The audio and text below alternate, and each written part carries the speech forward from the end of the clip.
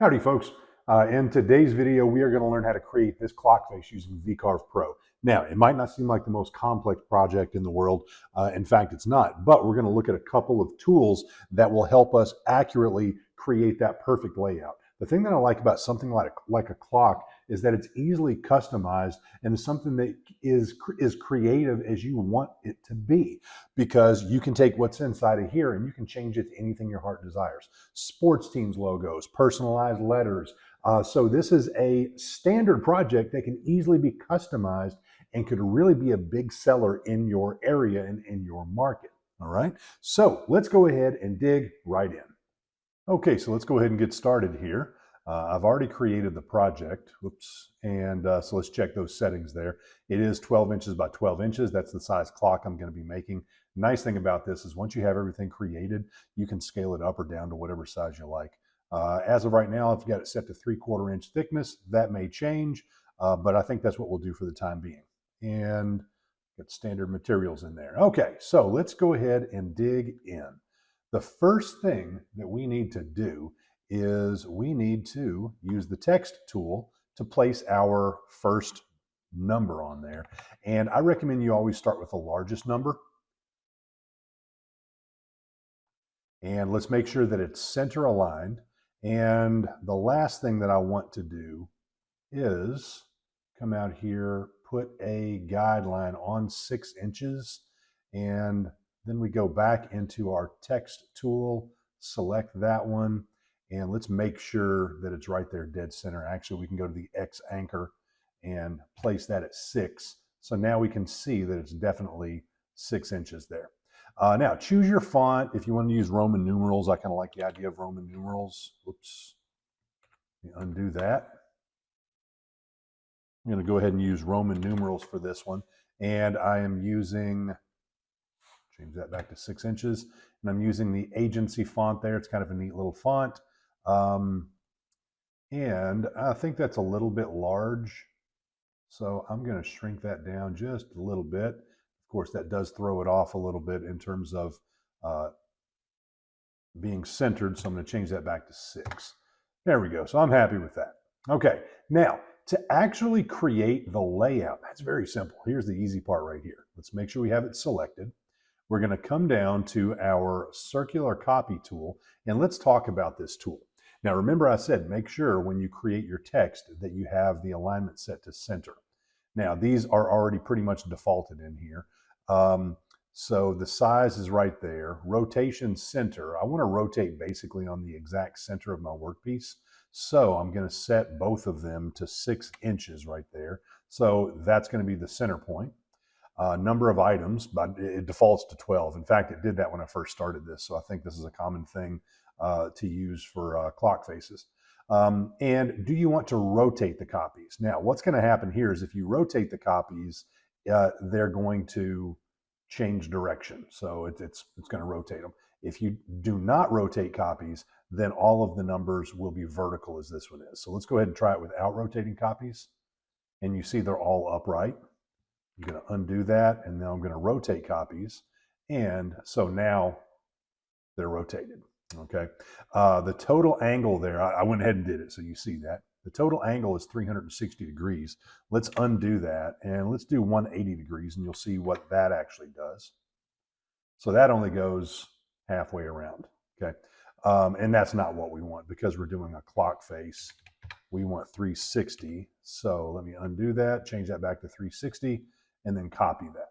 All right, so that's really all there is to it. The next thing that we need to do, obviously, is change the numbers. So I'm going to go back to my text tool, and I just have to come into each one of these and change it to the appropriate, oops, let's capitalize that, change it to the appropriate Roman numeral.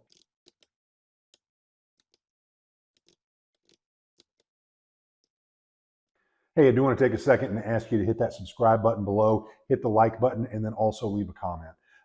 If you leave any sort of comment, tell me what you like, tell me what you don't like, give me your ideas, because that interaction is the lifeblood of a channel like this. YouTube sees that interaction as something that's very important and helps my channel to grow, and it doesn't cost you a thing. So I would appreciate that. Subscribe, like, comment below. All right, so we've got that done right there. Now let's add a little bit more to this. The first thing I need to do is I need to go ahead and cut this out. So the center point is going to be 6 and 6 right there. And these numbers are already defaulted in because I already created this. And I'm just going back and showing you how I did it. So we'll set the radius and then create. So we're actually going to cut that out using a different toolpath. And now let's go back and do one more. I'm going to set the X and Y to 6 inches, and let's make the radius, let's try 5. I really want it to be inside. No, that's not enough. Let's go 4 1/4 inches. Create that. I'd really like for it to be about 4 1/2. There we go. That's good. I like that. So we'll close that now. Now, if you wanted to go ahead and do the hole in the middle, you could. I'm going to wait to do that because I'm not exactly sure how I'd like to design this. But what I do want to do is I want to customize it. Now, here's where this becomes fun and a great project that you can easily turn into a good seller. All right. In my area, you may know that I'm a high school teacher. And so I could easily put my school logo in the middle, turn that into a fundraiser or just something that's a good seller. You know, your sports teams, now you always want to watch out when you're talking about college or pro teams with licensing issues. I'm not giving you any advice there, but I'm a big fan of the University of Kentucky. I'm a graduate of UK, so having a UK logo for friends and for gifts and that kind of thing would be perfect. Be very careful with licensing issues though. But I'm just going to customize this one with my last initial. This will be a nice little gift for the wifey. And I'm using an Edwardian script. And I'm going to blow that up. Kind of like the idea of it being as large as it can be, but laying inside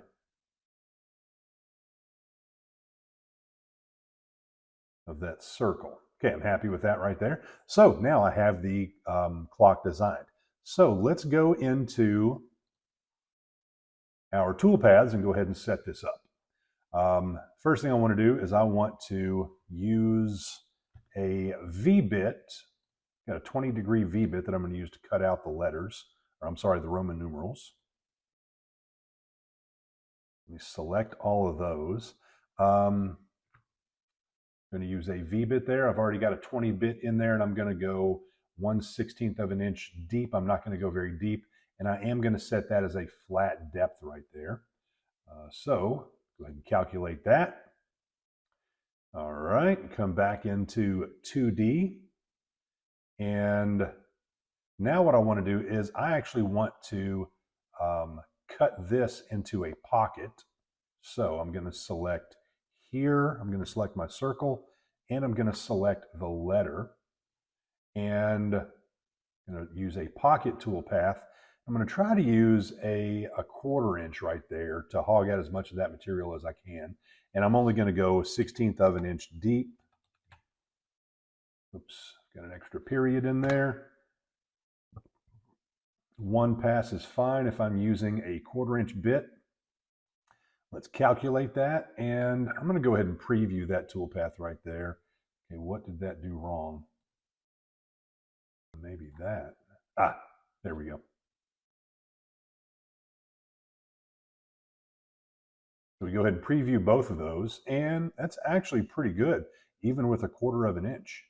What I might do now is use an 1/8 of an inch to try to get in there a little bit tighter. So let's do that. Now I'm going to select this one, and now I'm going to add an 1/8 of an inch profile.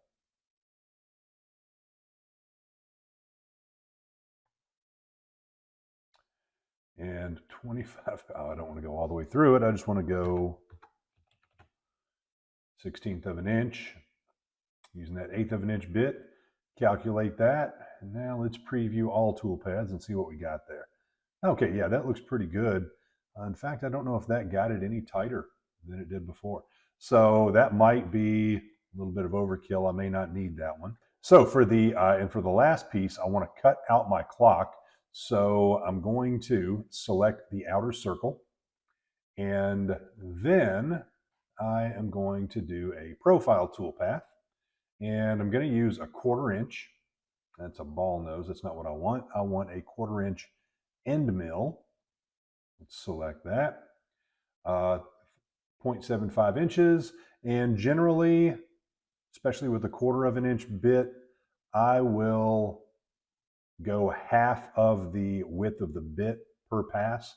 So a 1/4 inch bit, I'm going to do 6 passes, so 1/8 of an inch each time. I'm going to go outside, and let me calculate that.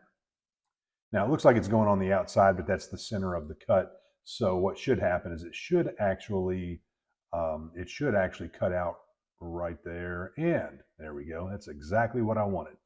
So this is part 1 of the series. So once you're finished watching this one, then I'm going to go and create a separate video where I'm actually going to create this clock.